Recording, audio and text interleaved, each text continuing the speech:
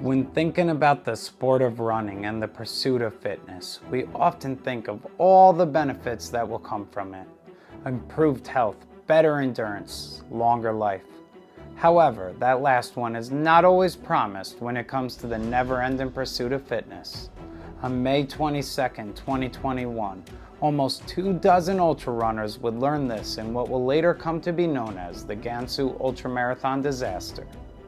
This is their story. Located in northwest China, the Gansu province is host to a wide variety of different and incredible geographies. From parts of the Gobi, Baldan and the Tengger deserts to the amazing Kilam mountains and almost everything in between with the temperature ranges to match. The Gansu province attracts a wide range of adventure seekers, endurance athletes, and tourists alike. Spanning an area of 454,000 square kilometers, the majority of its land sits at over 1,000 meters or 3,300 feet above sea level. Home of the Yellow River Stone Forest, it is in the immense beauty of this national park where the disaster took place. On May 22, 2021, 172 ultra-endurance athletes made their way to the gorgeous Yellow River Stone Forest. These athletes were arriving here because they had all registered to run in a 100-kilometer government-run ultramarathon trail race. Operating the race was a local sports marketing company, Shengjing Sports Culture Development Ltd. In order to run in this 100-kilometer race, all runners had to first prove that they had completed a similar race over 50 kilometers within the past year, making every runner out there that fateful day a quite experienced athlete. Windbreakers, the only gear suggestion for the race, was not required but only recommended, a decision that race officials would later come to regret.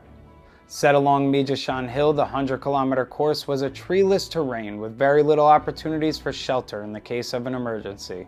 Starting at 1,595 meters or 5,233 feet, the course eventually rose to an elevation of 2,230 meters at its highest point around the checkpoint 3. A part of the course, nicknamed No Man's Land, consisted of an 8-kilometer stretch of trail that was steep, narrow, inaccessible to vehicles, and where runners would need to use both their hands and feet to traverse. The event team met before the race to explain the route and course rules to the racers. Along the 100-kilometer race course, there would be a total of 10 checkpoints and a strict cutoff time of 20 hours. This means that racers will be spending the night out on the course. To help with this, organizers set up an 8-inch engine station at checkpoint 6, equipped with food, water, and a dry place to change into their clothes for the night. The runners' gear would be brought by vehicle to Aid Station 6 so that runners did not have to carry everything they needed with them to get through the chilly night ahead.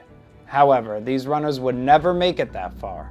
Unbeknownst to them, tragedy lies just a few short hours away. Until reaching checkpoint 6, most runners that day were only sporting light t-shirts and running shorts. This checkpoint also happened to be the only one that was manned on the entire course, leaving no one to report on missing runners. What's more, many sections of the race course had no cell service, a fact that was unknown to race organizers at the time. However, the largest oversight of race organizers by far was their deliberate choice to ignore the special weather forecasts provided to them by the Gansu Provincial Meteorological Bureau. The weather report was as follows. From the 21st to the 22nd of May, there will be strong wind, sand, dust, cooling, and precipitation in the Gansu province. May has entered a period of frequent, strong convective weather. Pay attention to prevent short-term heavy precipitation, hail, and thunder and lightning, and adverse effects such as high winds. 3 years prior to 2021, the weather for the event was bright and sunny. Race officials decided to ignore the severe weather report given to them and assumed the weather would be similar to the race a few years back. They couldn't have been more wrong. By the time the race came around, it was already obvious to everyone that the weather would be anything but calm and enjoyable. Runners were already seeking shelter from the wind, just waiting for the race to begin. At 9 a.m., the race began as planned with a real field temperature of 7 degrees Celsius or 45 degrees Fahrenheit. At 11 a.m., the weather turned from bad to worse and the rain began. At this point, the runners leading the race had already passed the second checkpoint by the time they realized the storm was on its way. At the 3-hour point in the race, all hell broke loose. The temperature dropped significantly and large chunks of hail and cold rain started to beat down on the runners. At this exact moment, a large portion of runners were traversing the most complicated part of the race, the no man's land section near checkpoint 3. While many racers made the wise decision to quit and turn around, this group of runners decided to press on. Sadly, it was this group of runners that would take the most casualties. The first distress call came in shortly after noon. Rescuers were dispatched, and luckily, most runners either made the right decision to turn around and made it down safely, or were quickly found by rescuers. This, of course, was not the case for everyone. The group of runners who decided to push on near checkpoint 3 did not have the same luck. Deep into no man's land, an area of the race that is known for its difficult and technical terrain, high elevation, zero cell service, and not accessible by vehicles, the runners were desperately searching for shelter amongst the rocks from the barrage of hail, rain, and wind blasting them from every direction. High in the mountains, the weather can often change in the blink of an eye. Visibility was reduced to nearly zero, causing many runners to become lost in their desperate search for shelter.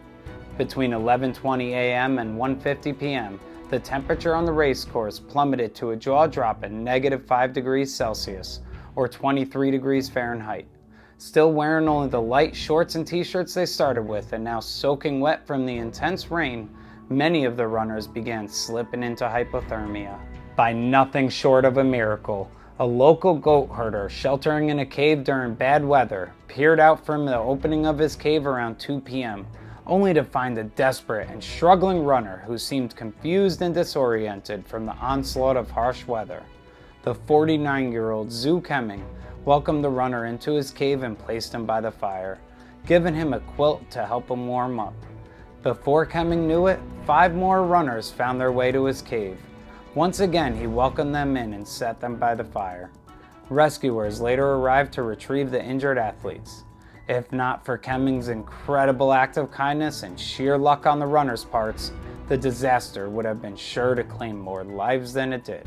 Locals did all they could to help, rushing out with warm clothes and quilts for the runners. In the end, the locals are the ones who saved the majority of runners that day. As the locals did everything they could, Jingtai County firefighters were sent to help with the rescue effort. However, in all their effort, rescuers were only able to reach checkpoint 4 by vehicle, forcing them to walk uphill to reach the group of lost runners near checkpoint 3. Not reaching the scene until 9 p.m., the rescue mission sadly turned into a body recovery mission. The bodies of 18 men and 3 women, 21 runners in total, were recovered. Every one of the deceased were found to have died from hypothermia. Blame was quickly placed on organizers of the race by authorities. Surprisingly, less than 1/5 of all races in 2019 were certified by the China Athletic Association. Instead, most of these events were held and ran by inexperienced teams, including the 2021 Gansu Ultramarathon. All staff members of the Gansu Ultramarathon were found to be part-time workers with 0 experience working a similar event. The rescue team arranged to work the race was ill-equipped and found to be completely unprepared to handle a situation of this magnitude. Safety standards failed to be met by race organizers, including, but not limited to, not making warm weather gear mandatory. Even after it became clear that the weather was unsafe to hold the race in, organizers were hesitant to cancel the event. It wasn't until it was far too late for many runners to be rescued that the alarm was finally raised. By now, the 21 runners' fates were already sealed. Public outcry pointed the finger at local authorities for not following specific safety protocols. More specifically, the Communist Party Secretary Li Zubi was called in for questioning. Sadly, the embarrassment and shame from this event later led to Zubi taking his own life. A 2-week investigation followed the disaster. In the end, 31 charges were filed against the 5 employees who organized the ultramarathon. 26 local party officials were disciplined, ranging from the loss of their jobs to detention and criminal investigations. Lastly, China's General Administration of Sport put a stop to all high-risk sporting events, including all marathons that lacked a clear oversight body, safety standards, and established rules. The oversight of officials and race organizers that day is what caused this terrible tragedy. An athlete and competitive runner myself, I can understand the drive to push through the pain and keep going. The runners leading the race did not become that fast by giving up easily. Putting myself in their position, I could see myself making the same fateful choice these 21 runners did by continuing to push on through the race.